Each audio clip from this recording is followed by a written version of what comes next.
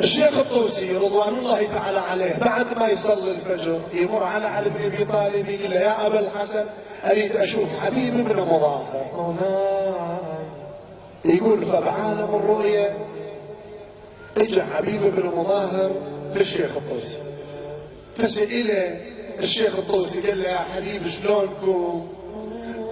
شلون هالاصحاب بعد كربلاء بعد ما استشهدتوا وين رحتوا؟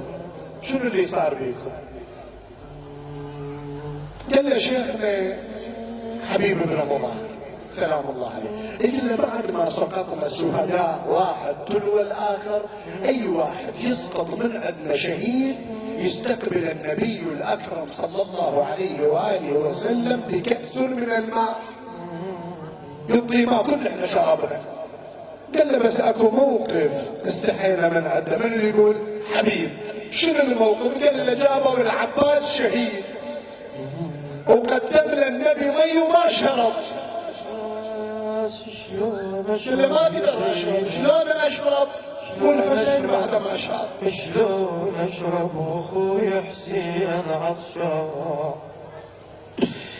وشلون اشرب واخوي حسين عطشان؟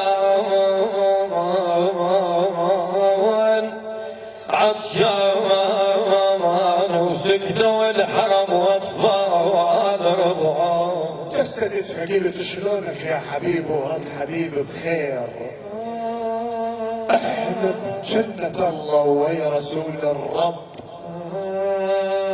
ترى كان النبي مو ملقى شيلة راس هلا باصحاب سبط الوفة والمطلب واحد ورا الاخر شربان الماي ومن ايد النبي شلله 8 صب كل احنا شربنا وارتوينا الماي والعباس اجا جابوه شهيد وطب.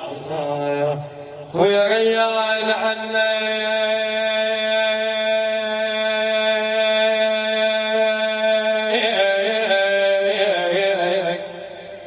خويا شلون اشرب ورد ريان عنك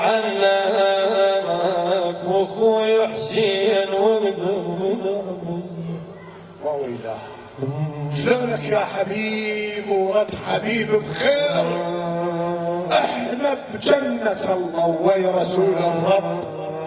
ترى كان النبي مو ملقى شيلة راس هلا باصحاب سبط الوفة والمطلب واحد ورا الاخر شربان الماي ومن ايد النبي شلله 8 صب كل احنا شربنا وارتوينا الماي والعباس اجا جابوه شهيد وطب قدم له النبي ماي وبكى العباس.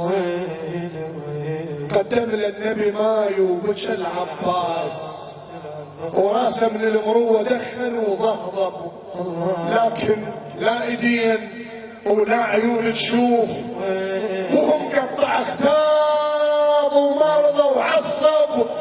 قال له يا رسول الله حرام الماي اشربه سيد مخضب.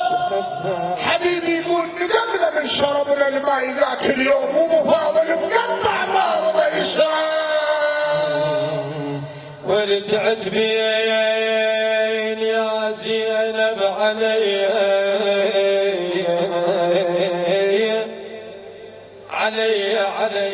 انا وين راسي وين يدي